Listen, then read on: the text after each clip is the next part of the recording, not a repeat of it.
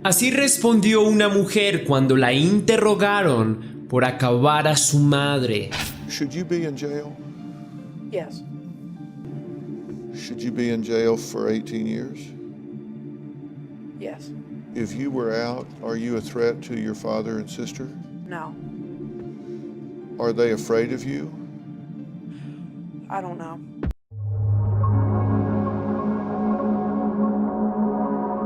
La señorita Rachel Hudson, protagonista de nuestra historia, es la pariente menor de la familia Hudson, nacida en 1994, fruto de la pareja entre Donald Hudson y Susan Hudson, quienes están felizmente casados, jurando permanecer unidos ante la adversidad y la muerte. Viven en el condado de Virginia, en los Estados Unidos, junto a su hija mayor, Sarah Hudson, quien rápidamente, al alcanzar la mayoría de edad, se mudó de casa de sus padres, pues sabía que de quedarse debía hacerse cargo de ellos. Susan Lee Hudson, madre de Rachel Hudson, nació en Ohio el 1 de mayo de 1955. Allí creció y vivió gran parte de su niñez y adolescencia. Luego emigró al estado de Virginia en 1970. Siempre fue un amante de la naturaleza y los asuntos ecológicos. Amaba la pesca deportiva, acampar con sus amigos, contemplar paisajes hermosos durante sus viajes, pero sobre todo, amaba a las aves, a esos seres emplumados que gobiernan los cielos. Tanta era su admiración por estas criaturas, que de hecho hacía parte de un exclusivo club de avistamiento de aves donde se reunían varias personas para observarlas e ir a buscarlas en senderos y territorios protegidos, siempre con su cámara lista y atenta a la observación para encontrar alguno de estos animales. En el estado de Virginia, Estados Unidos, Susan Lee Hudson conocería a un hombre con el que empezaría a salir románticamente. Al parecer se llevaban bastante bien. Tuvieron algunas citas y ligaron entre ellos. El tipo era un ex soldado y cuidaba con amor de ella. Luego se casaron en 1985 y empezaron una familia en común.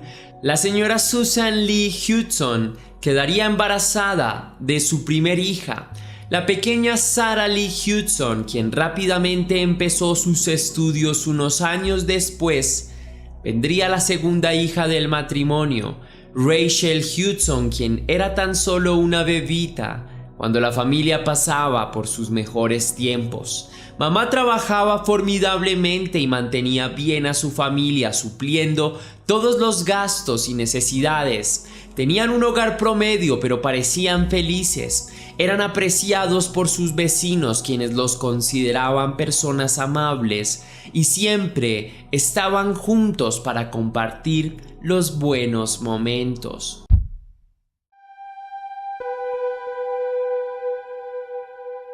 Lamentablemente, con el paso de los años, la señora Susan Lee Hudson empezó a padecer de serios problemas de salud, de complicaciones físicas y cognitivas. Doctores habrían descubierto varios males como insuficiencia cardíaca, varios infartos, insuficiencia renal, diabetes. Empezó a necesitar cuidados especiales, a necesitar de compañía permanente, pues ya no podría responder por sí misma. Tras la crisis, el padre tuvo que asumir todas las cargas económicas en la familia, las cuales se incrementaron bastante, pues los diagnósticos de los médicos venían no solo con noticias de malestares físicos, sino también con la deuda correspondiente a las recetas de decenas de pastillas, tratamientos y medicamentos que Susan Lee Hudson debía tomar para medianamente estabilizar su salud, los cuales eran costosos y difíciles de conseguir.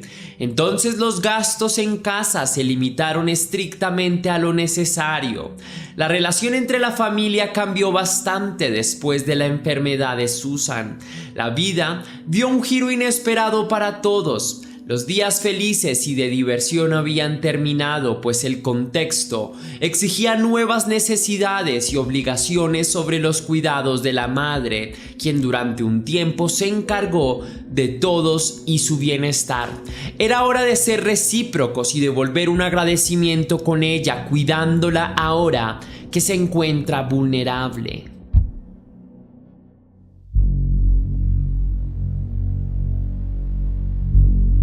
La tragedia de Rachel Hudson empezó cuando tan solo tenía 9 años y aún estaba en la escuela. Tuvo que hacerse cargo de casi todas las diligencias domésticas y de los cuidados de su madre, quien siempre debía estar en casa. Su hermana mayor, Sarah Hudson, pasaba por la adolescencia y se graduaba de la secundaria, por lo que casi nunca permanecía en casa. Luego, conocería a algún chico y se iría a vivir sola. Su padre, por otro lado, trabajaba más de 8 horas diarias para conseguir dinero para la familia, por lo que escasamente se veían con Rachel en horas de la mañana y de la noche. A los 13 años, las cargas para Rachel Hudson se incrementaron. Ya no era vista como una niñita pequeña, por lo que básicamente el cuidado de su madre y asimismo su responsabilidad estaban completamente a su cargo. En ese estado vio varias veces a su madre Susan sufrir de ataques graves como convulsiones e infartos. Así que en su vida de obligatoria custodia era atormentada con imágenes de agonía y el temor constante de quedar sola ante una repentina muerte maternal. Las cosas fueron aún más complicadas para Rachel al graduarse de la escuela, luego de terminar la secundaria, pues su vida se volvió completamente para el servicio y la disposición de su madre, como una enfermera permanente para Susan, quien con los años solo padecía de más dolores en su cuerpo. La joven adolescente no tenía tiempo nunca para salir con sus amigos, ni para conocer chicos o pensar en una carrera universitaria, ni siquiera para conseguir empleo, pues tenía el compromiso con su madre y no tenía más alternativa que cuidar siempre de ella. Entonces empezó a desarrollar serios episodios de depresión y de ansiedad, a frecuentar ideas de terminar con su propia vida, ideas que se hacían constantes en sus pensamientos más íntimos, incluso ideas de terminar con la vida de mamá. Rachel Hudson fue dejando de hacer sus tareas en el hogar, haciéndose despreocupada e indiferente, víctima de la tremenda depresión que la atormentaba desde los 13 años. Las discusiones por su actitud y holgazanería se hicieron constantes en el hogar. Vivía entre castigos. La vida se había vuelto muy complicada para todos en casa.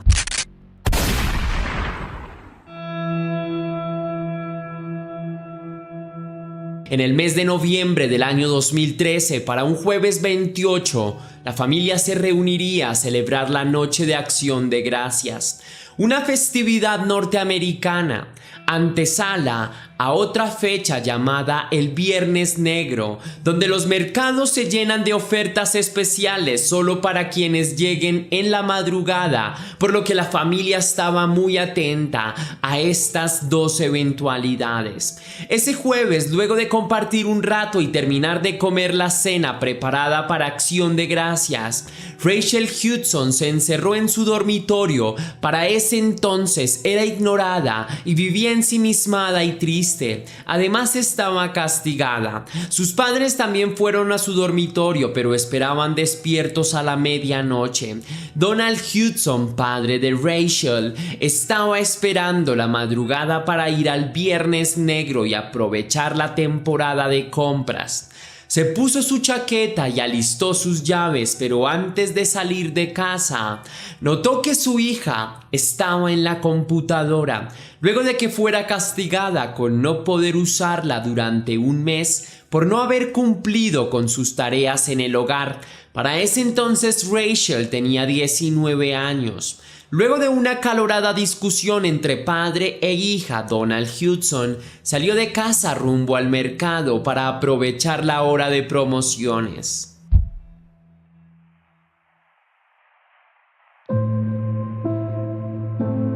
A las 2 de la mañana suena el celular de Donald Hudson, quien está haciendo fila en algún supermercado. Se trata de su hija Rachel, quien no debería llamar tan tarde. Aún así, le responde consternado. La joven Rachel informa a su padre por teléfono que ha matado a su madre, pero el hombre piensa que se trata de una broma de muy mal gusto, una especie de infantil venganza de su hija por haberla castigado y haber discutido, por lo que pone grave el tono de su voz y le advierte a Rachel que no esté bromeando con algo así. Luego, llama a su esposa para corroborar, pero nuevamente contesta a su hija desde el celular de mamá, diciendo que ha matado a su mamá. Rachel Hudson confiesa a su padre que disparó a su madre y que piensa dispararse en la cabeza ella también. Luego envía una fotografía desde el celular de su madre a su padre con la foto de su progenitora sin vida, con el pecho destrozado a pedazos tras ser impactado por el calibre de una escopeta. Donald Hudson trata de convencer a su hija para que no haga lo mismo, para que no se mate, pues no soportaría ver perderlas a las dos. Luego corre a casa despavorido mientras llama al 911. Al llegar a casa está acompañado por varios agentes de policía y cuerpos de emergencias, quienes tras investigar el cuerpo concluyen con que Susan, de 58 años, ha muerto tras ser impactada por las balas de un arma de fuego. Rachel Hudson es atrapada dentro del domicilio, esposada y retenida por la policía. La adolescente pregunta a su padre si la ama todavía a pesar del horror que ha cometido, por lo que su padre responde que sí, que aún la ama a pesar de todo. Luego Rachel llora, dice que lo siente mucho y le pide perdón.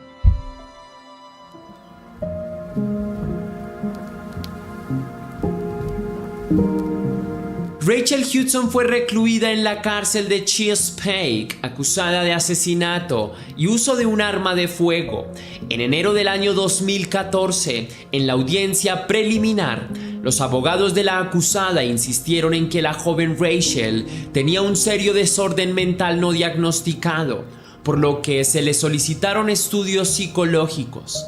Meses después, la joven fue remitida al Hospital Central del Estado. Allí le fueron aplicadas las pruebas y los análisis correspondientes. Los resultados concluyeron en que no había evidencia de síntomas psicóticos, por lo que la joven estaba consciente de sus actos, a pesar de su emocionalidad desbordada. Un juez declaró que estaba sana y competente para atender a su juicio. Rachel Hudson se declaró culpable a los 21 años, confesando su crimen. Aceptó los cargos de homicidio y porte de armas de fuego.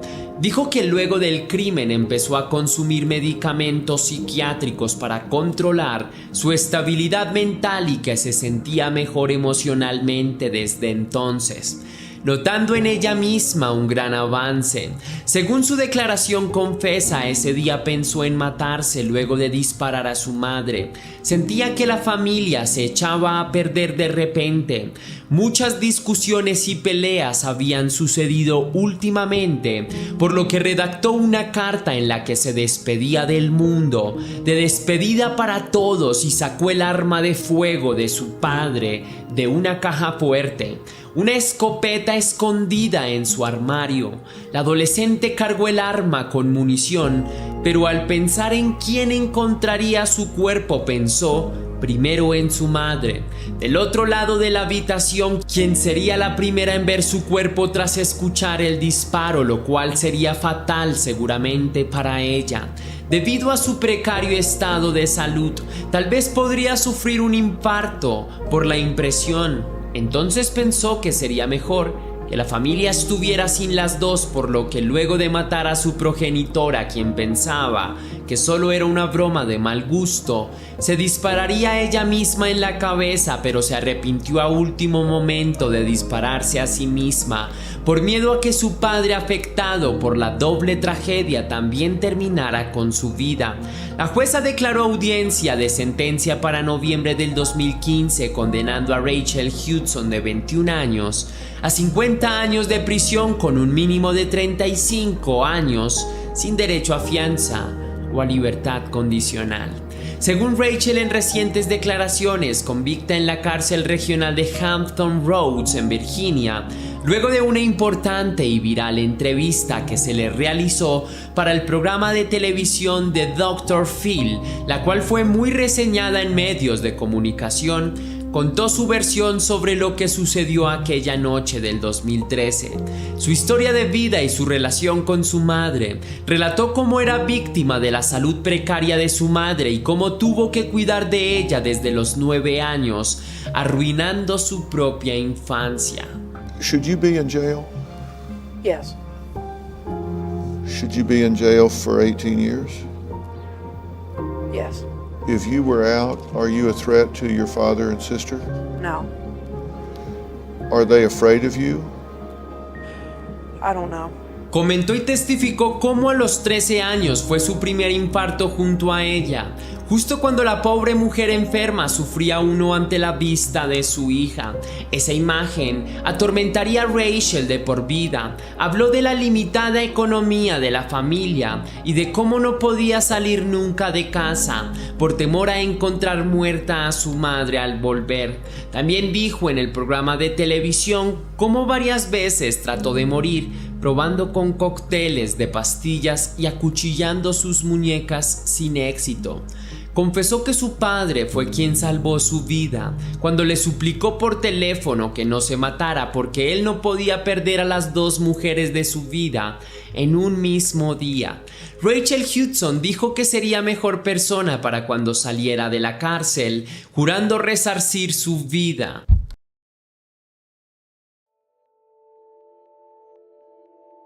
Deputies say he lived in Lexington County when Gutierrez went missing on June 6th of 1986 from her home on South Lake Drive in Lexington.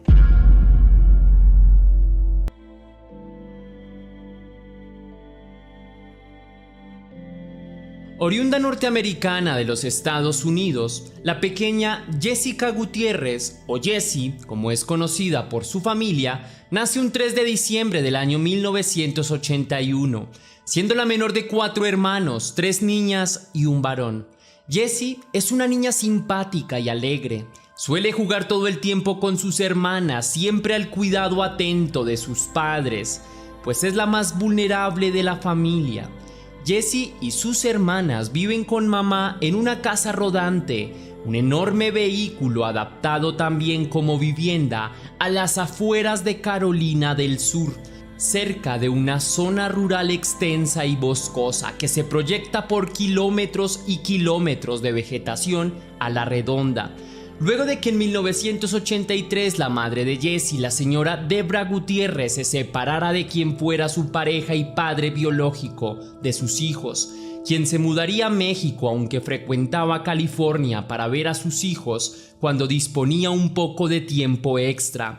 La señora Debra Gutiérrez, madre de Jessie y sus hermanos, conservó legalmente la custodia de sus hijos, manteniendo a su familia estable y feliz, por lo que laboró durante años en el servicio postal, logrando cubrir todos los gastos primordiales en su hogar, trabajando duro y comprometidamente por el bienestar de todos.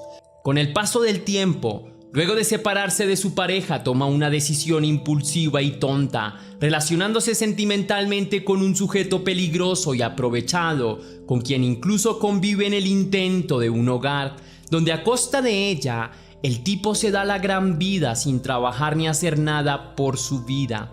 El sujeto era posesivo y controlador con ella, además descuidado con sus hijas a quienes observaba de maneras incorrectas. Subidas de tono.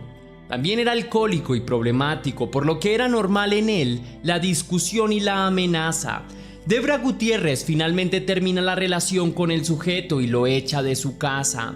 pues no contribuía tampoco en los gastos domésticos y se abusaba de su confianza para obtener un techo y una comida a costa de ella. Debra Gutiérrez describe esta etapa de su vida como un oscuro periodo de confusión y despecho.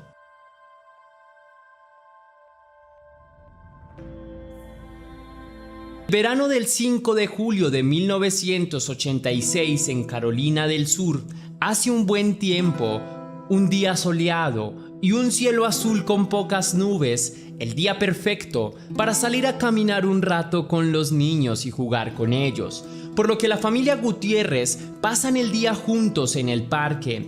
Luego retornan a casa y cenan una comida deliciosa, se pintan las uñas, se peinan el cabello y se acicalan entre sí, y riendo y pasando una bella tarde juntas, viendo la televisión en casa. Al caer la noche, Debra Gutiérrez deja dormir a su hija Jessie en su cama por un rato. Luego a la medianoche su hijo se despierta con un fuerte dolor de oído, por lo que decide dejarlo dormir también en su cama. 30 minutos más tarde, Debra Gutiérrez vuelve a su recámara y lleva a Jessica dormida a su habitación junto a sus hermanas, quienes ya están dormidas. Cuando Debra salió de su recámara a la mañana siguiente, notó preocupada que la puerta principal de su domicilio estaba abierta. El perro de la casa se paseaba en su interior, cuando por lo general suele dormir por fuera para cuidar el hogar. Hay rastros de forcejeo, como por ejemplo unas cortinas que se han caído y una ventana de acceso abierta de par en par. La señora Debra, asustada, presintiendo algo terrible, sale a buscar a sus hijos esperando encontrarlos sanos y salvos. Encuentra a sus dos niñas de 6 y de 8 años de edad en su habitación compartida. También a su hijo, que sigue aún en su recámara, todavía con dolor de oído, pero no hay rastro de la pequeña Jessica Gutiérrez de 4 años, quien está desaparecida. No está en los lugares donde suele jugar al escondite, tampoco en los armarios ni debajo de las camas. Mamá pregunta nerviosa a las niñas que duermen junto a Jessica en la misma habitación si han visto a su hermana menor o saben algo sobre ella, por lo que la menor de 6 años responde que la vio irse con el hombre del sombrero mágico y la barba, que entró al cuarto y se la llevó. Debra se sentía desconcertada, no entendía la infantil pero honesta respuesta de su hija, por lo que la interroga intensamente hasta hacerla llorar, pues la niña no está jugando y su testimonio de un hombre con sombrero y barba es la realidad de lo que observó somnolienta en la madrugada. Luego de una frenética búsqueda por toda la casa y sus alrededores, Debra llama a la línea de emergencias 911 para denunciar la desaparición de su hija, por lo que varios agentes llegaron a las 11 de la mañana a su domicilio para examinarlo y tomar su testimonio. En ello notan que las puertas y ventanas no han sido forzadas, que los incidentes como la cortina caída fueron provocados accidentalmente, así que no hay evidencias de robo, salvo por la desaparición de la menor de edad. Los investigadores piensan que alguien entró por la ventana trasera y salió por la puerta principal, dejándola abierta al huir con la niña, dejando entrar al perro guardián de la casa. También sospechan que se trata de algún familiar cercano, pues ni la mascota ni la niña hicieron mayor ruido ante el extraño. Equipos de búsqueda y rescate fueron desplegados por la zona rural y los alrededores de la casa. Decenas de hectáreas de bosque frondoso con arroyos y lagunas fueron recorridos, también algunos acantilados. Se hicieron rastreos con autos especiales de doble tracción y potencia. Incluso un avión visualizó la zona desde las alturas en busca de alguna pista, pero no se encontró ninguna. Debra Gutiérrez fue interrogada en el departamento del sheriff del condado de Lexington, donde declaró no saber sobre el paradero de su hija, aunque sí a un presunto sospechoso. Luego acusó a su exnovio abusivo y alcohólico de secuestrar a Jessica Gutiérrez, por lo que la policía puso el foco en sus antiguas parejas sentimentales. La policía investiga formalmente a las parejas de Debra Gutiérrez, a su exnovio y al padre biológico de la pequeña Jessie Gutiérrez, pero no se encuentran pruebas que vinculen a los hombres con el crimen. No se hallan pistas suficientes que involucren a alguno de los dos hombres. Fueron emitidos boletines de personas desaparecidas por todo el país, volantes y emisiones especiales en programas de televisión y radio, en una época muy anterior a la del Internet, donde era más difícil difundir este tipo de noticias o hacerlas virales. They say Jessica's mom woke up that morning to find Jessica was missing from her bedroom.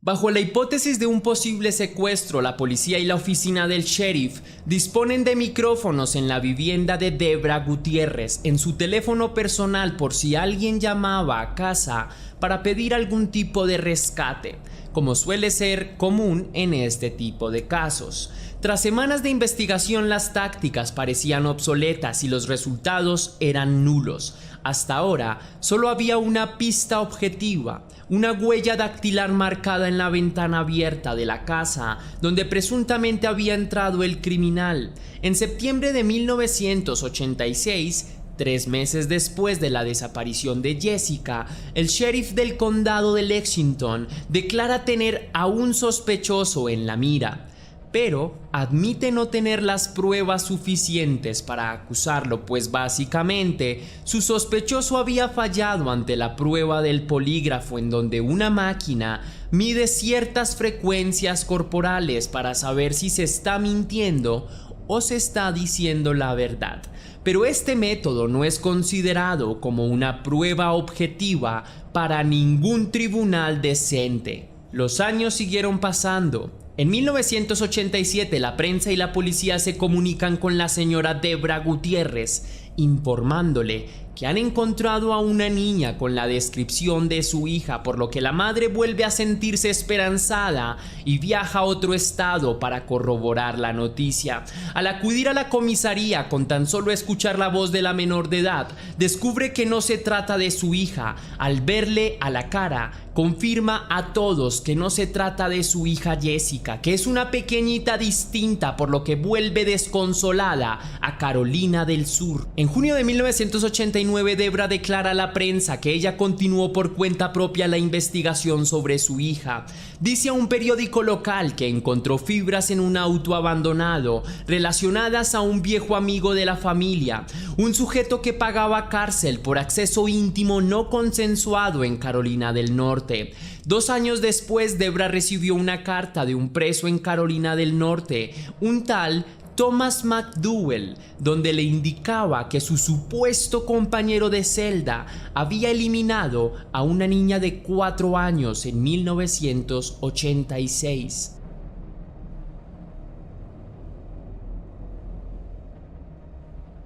Thomas McDowell, de 27 años, es un delincuente íntimo conocido de la familia Gutiérrez por azares de la vida. Este indicó que su compañero de celda había acabado a la pequeña porque lo había reconocido en el forcejeo, luego de tratar de acceder íntimamente de ella. Dice que luego de acabarla arrojó el cuerpo a un vertedero para deshacerse de él.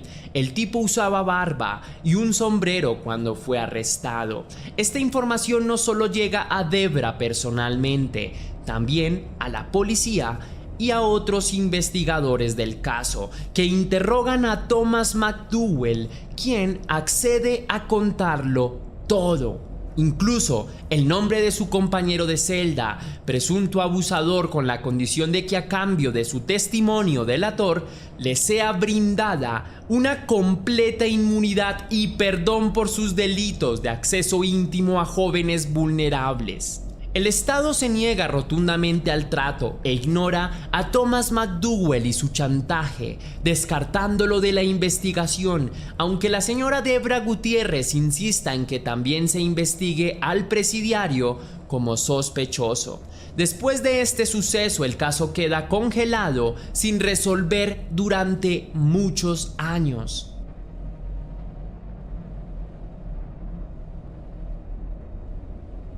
En 1989, Debra Gutiérrez declara ante la prensa que el sistema no funciona para las víctimas como ella. Declara sentirse deprimida y acusa al sheriff y su departamento de negligencia en la investigación. No hubo cargos contra Thomas McDowell, quien básicamente había confesado el crimen bajo el supuesto de otra persona, un inexistente compañero de celda. Las huellas dactilares de Thomas McDowell ya habían sido examinadas, resultando en una coincidencia del 80% con las halladas en la ventana, siendo evidentemente sospechoso en el caso, pero no para la policía ni la oficina del sheriff oficialmente. En el año 2007, tras 21 años de impunidad, Debra Gutiérrez demanda al Estado por llevar mal el caso de su hija, además de ser víctima de una serie de amenazas personales por parte del sheriff y su oficina, con quienes mantenía constantes discusiones. El sheriff se encargó de apartar a varios investigadores de la búsqueda y amenazó a Debra Gutiérrez de retirar a todos sus agentes del caso si seguía haciendo presión ante la prensa. Años después se filtraron llamadas que evidenciarían la corrupción del sheriff. Ese mismo año el caso fue reexaminado por la Procuraduría, pero no se tomó ninguna medida que sirviera para adelantar la investigación o tomar represalias contra la negligencia institucional.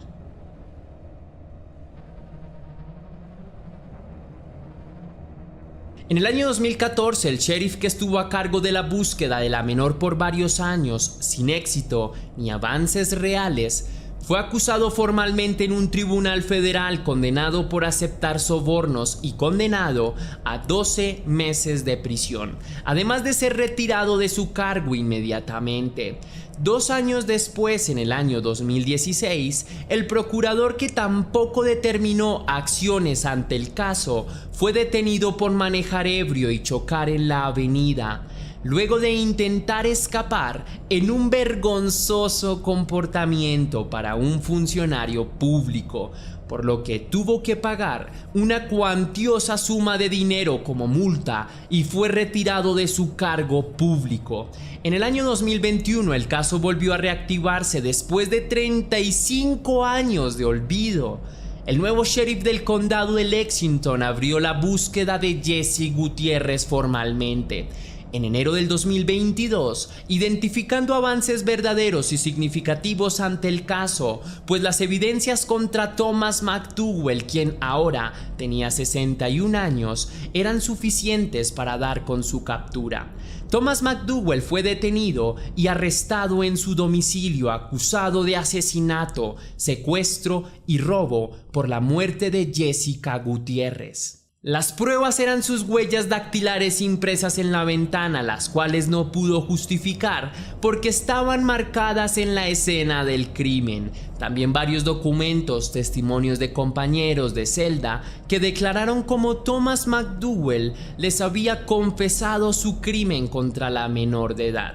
Más de 150 entrevistas fueron realizadas junto al FBI. También se revisaron cientos de expedientes para dar con más posibles pruebas, logrando dar con el arresto definitivo del agresor de la pequeña Jessie hace más de 30 años. El cuerpo de la víctima no ha sido encontrado todavía. Es la razón principal por la que el caso tardó tanto tiempo en ser procesado, pues es muy difícil generar un juicio si no hay un cuerpo. Con el paso de los años, Debra Gutiérrez ve afectada su salud mental significativamente, por lo que es ahora su hermana, Rebecca Gutiérrez, la vocera ante el mundo de esta aterradora historia.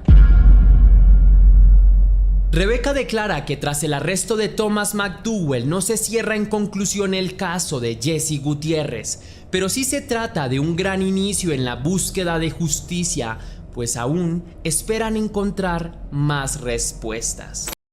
Adoptaron a una pequeña y lo que hicieron con ella no tiene perdón de nadie, fue sencillamente grotesco e inhumano.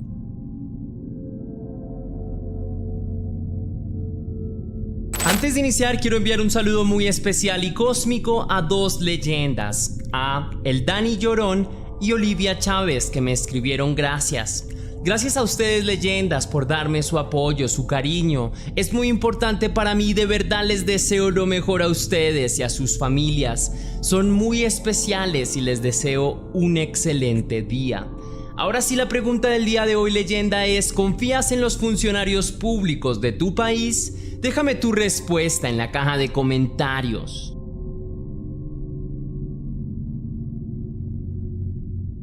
Nacida en Pensilvania, Estados Unidos, un 14 de agosto del año 2001, Susan Hunziker, posteriormente llamada Grace Packer, es la segunda hija de 3 hermanos, hijos biológicos del matrimonio entre Rose y Rodney Hunziker, quienes se conocieron jóvenes y no planeaban tener una familia.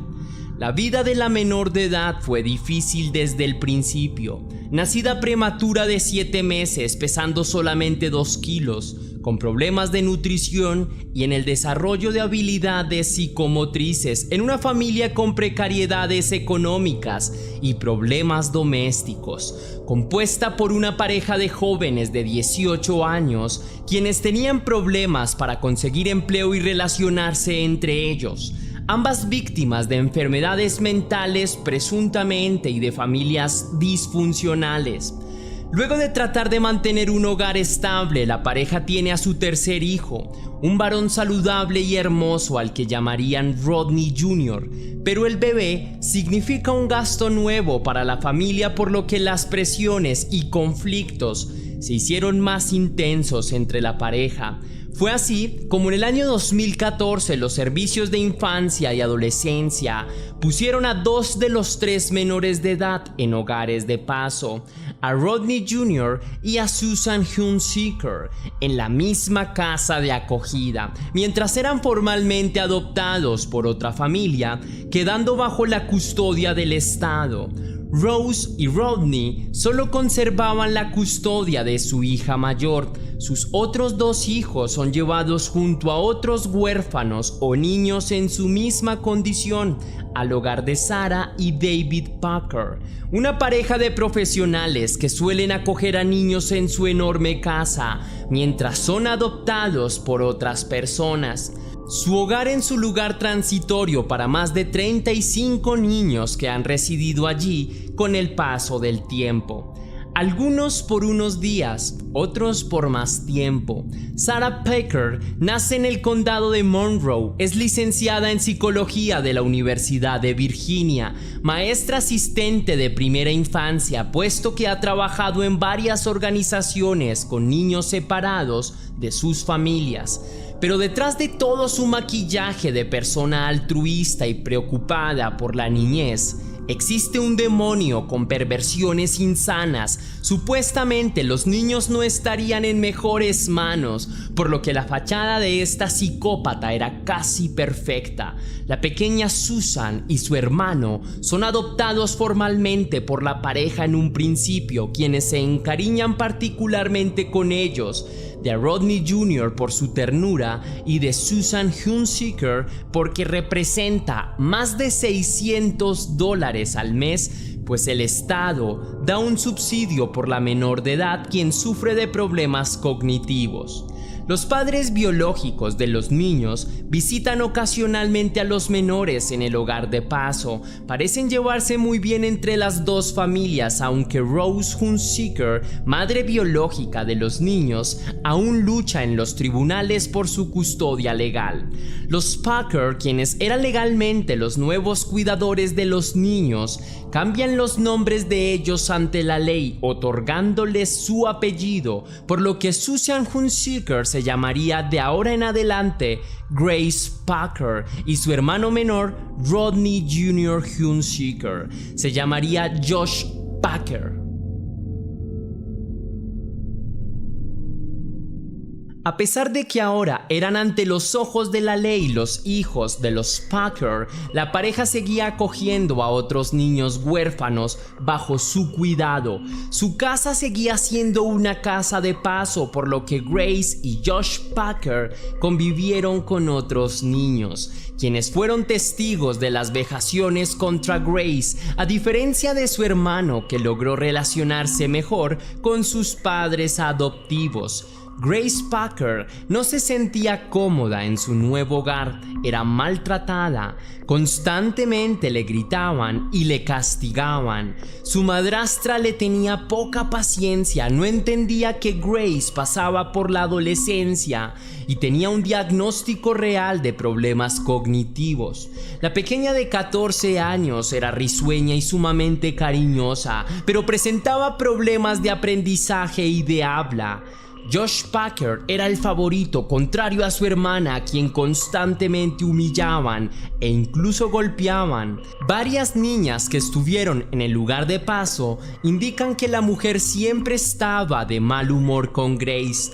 Pareciera que le sintiera fastidio. Por otro lado, una de las chicas vio cómo el señor Packer llevaba a su hijastra Grace a un cuarto privado dentro de la casa, donde era accedida íntimamente, a veces durante varias veces al día. Muchos niños fueron testigos de estos hechos. Otras víctimas también, incluso Susan Packer, conocía de los hechos. Una valiente joven, testigo de lo que sucede, logra tomar el celular del señor Packer, donde descubre cómo esta conducta abusiva es repetida no solo contra Grace, sino también contra otras chicas del hogar de paso, a quienes ha grabado en su celular para regocijarse en sus delitos obscenamente. La chica presenta el dispositivo telefónico como prueba ante la policía. El señor Packer, ante la contundente evidencia, confiesa su crimen, describiendo los hechos cometidos, por lo que en el año 2010 es arrestado y llevado a prisión por 5 años. Por otro lado, Sarah Packer, quien conoce sobre los hechos, no fue acusada por las víctimas, pero fue despedida de su puesto de trabajo con niños. Sus acciones se hicieron añicos los códigos de ética y disciplina. Le retiraron todos sus derechos como madre de acogida y su hogar deja de ser un hogar de paso para niños vulnerables.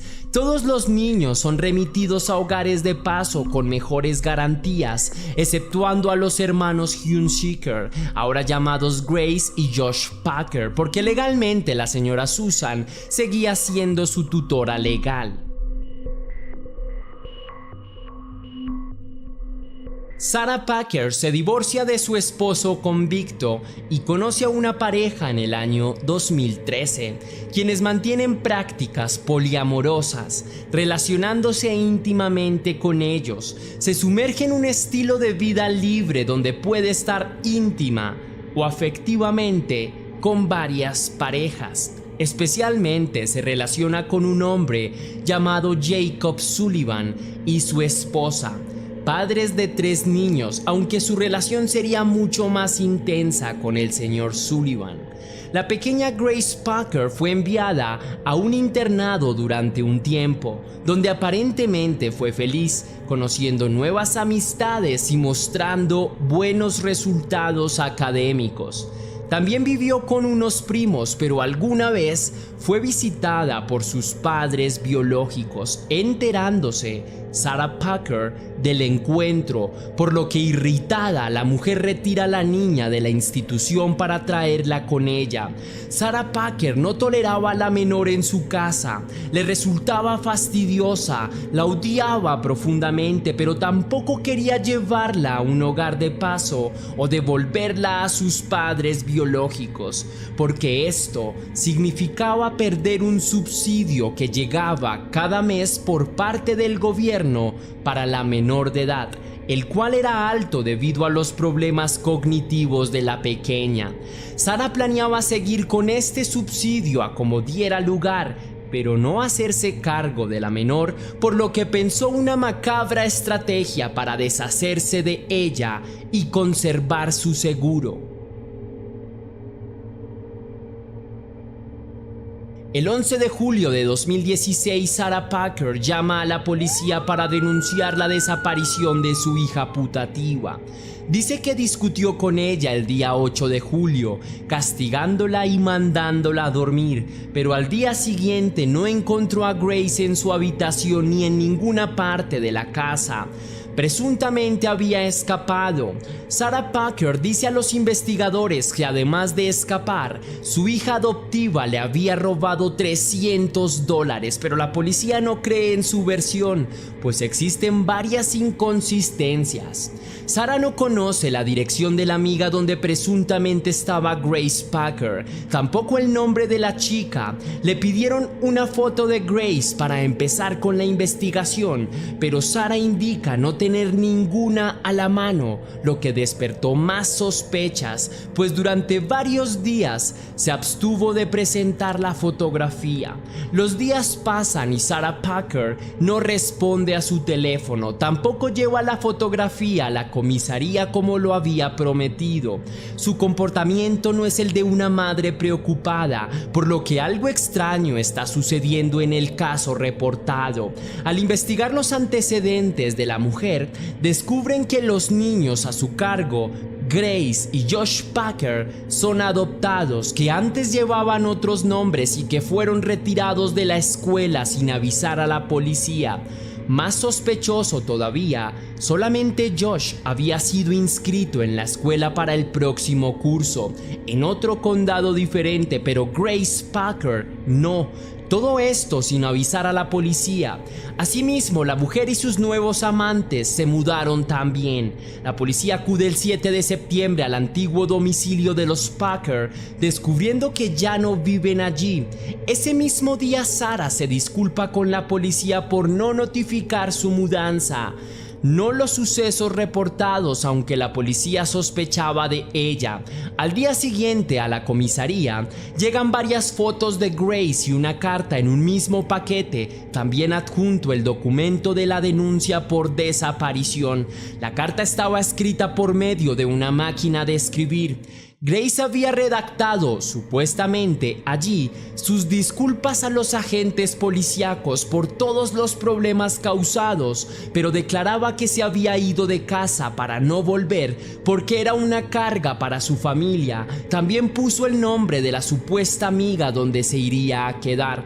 El lenguaje de la carta no era el de un adolescente de 14 años. La amiga nombrada en la carta negó aquello de que hubieran quedado de encontrar ese día. Evidentemente, alguien quería desviar la investigación tratando de encubrir algo. El 31 de octubre del 2016, un cazador y su hijo pasean junto a su mascota cerca de un río.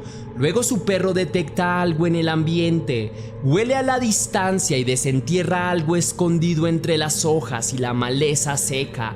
Se trata de 2 bolsas de plástico con algo en su interior. En el interior de los paquetes, una cabeza y un torso femenino.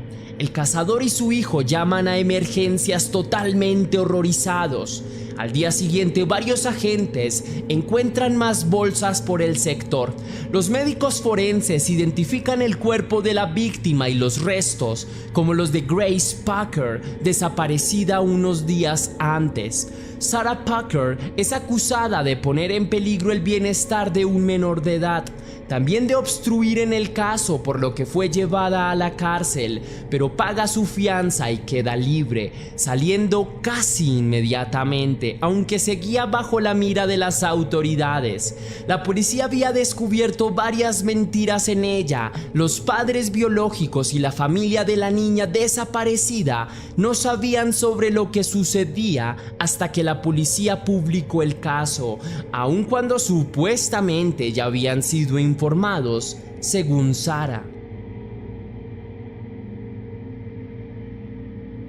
La investigación da otro giro inesperado el día 30 de diciembre de 2016, cuando una mujer declara encontrar a su pareja inconsciente, envenenado de una sobredosis de pastillas, junto a una aterradora carta dirigida a sus hijos. La mujer deja que lleven a su pareja al hospital, un señor llamado Jacob Sullivan. ¿Te acuerdas de él? Poco tiempo después se reporta a emergencias que Susan Packer, amante de Jacob Sullivan y su esposa en una relación poliamorosa, también sufre de una sobredosis por un intento de envenenamiento con pastillas. Es llevada al mismo centro médico en donde está su amante y ambos logran ser rescatados a tiempo. Luego de ser desintoxicados, Jacob Sullivan despierta desesperado en una cama de hospital, gritando haber ultimado a Grace Packer, a quien acaba de ver en las noticias. El hombre parece alucinar por los medicamentos, pero luego de estabilizarlo y poder calmarlo, confiesa todo, pero todo lo que cometió contra la niña. Su declaración es tomada por la policía, confesando detalles desgarradores. Declara que él, junto a Sarah, planearon acabar con la niña por más de un año, ya que la joven pasaba por una etapa de rebeldía que hacía la convivencia familiar difícil. Y antes de que me corrijan de que una niña de 14 años no es una niña, es una manera de referirme a alguien que es bastante inocente pese a su edad. Aclaración. En la planeación del crimen, los amantes dejarían por fuera a la esposa de Jacob Sullivan, quien debía cuidar de sus propios hijos.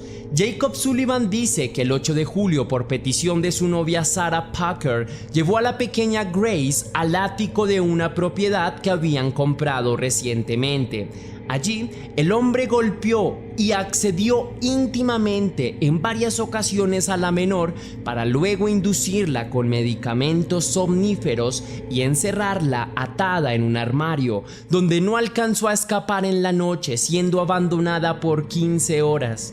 Al día siguiente, la menor había desatado una de sus manos y su boca, pero fue descubierta y nuevamente abusada y estrangulada por las manos de Jacob Sullivan, quien, con Sarah Packer de testigo y cómplice, metió el cuerpo sin respuesta en una bolsa con arena para gato. La policía llegaría al nuevo domicilio, pero no encontraron nada sospechoso. No obstante, la pareja, asustada, decide cortar en pedazos al cuerpo y deshacerse de la evidencia en bolsas, escondiéndola en el bosque para luego ser encontradas por un cazador y su hijo. Jacob Sullivan y Sarah Packer fueron enviados a prisión luego del revelador testimonio de Jacob, de 44 años. Condenados a cadena perpetua por confesar sus crímenes, aunque Jacob Sullivan sería condenado a la pena de muerte posteriormente. El 20 de abril del año 2020, Jacob muere de un aneurisma en el corredor de la muerte, antes de su pena capital.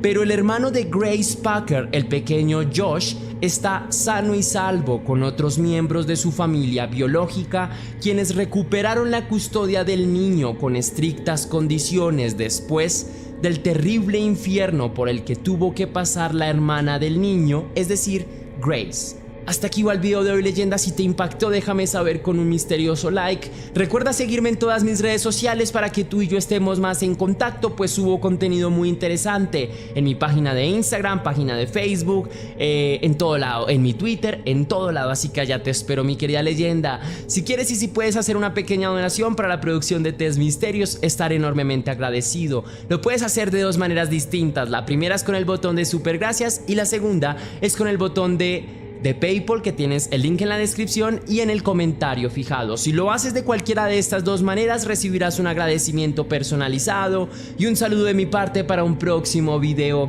Ahora sí, sin nada más que añadir por hoy, mi querida leyenda, recuerda que las dudas te acompañan, que somos misterio y que tú y yo nos vemos en el próximo caso.